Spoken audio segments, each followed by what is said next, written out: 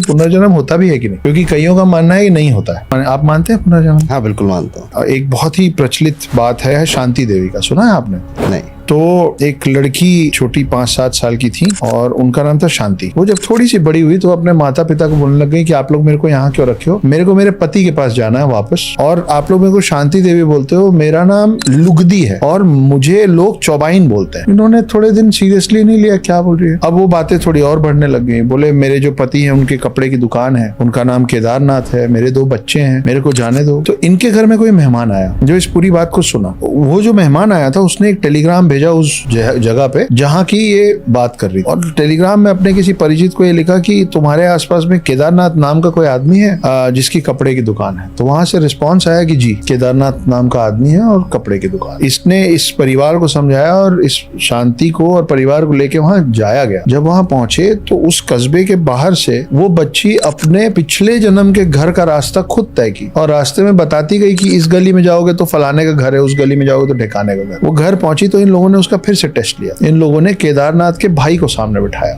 जो लगभग 50-60 साल के, ये है केदारनाथ। तो बोले झूठ बोल रहे हो तुम लोग, ये केदारनाथ नहीं है, ये उनके भाई। तो जब केदारनाथ को फिर सामने लाया गया, वो केदारनाथ को कुछ ऐसी बातें बताई जो सिर्फ उन दोनों को पता होनी चाहिए, मतलब पति पत्नी के बीच की बात जो किसी हालत में उस लड़की को नहीं पता होनी चाहिए। तब इन लोगों को समझ में आया कि ये जो बोल रही थी कि मुझे लोग चौबाइन बोलते थे, वो इसलिए बोलते थे क्योंकि केदारनाथ का पूरा नाम था केदारनाथ चौबे।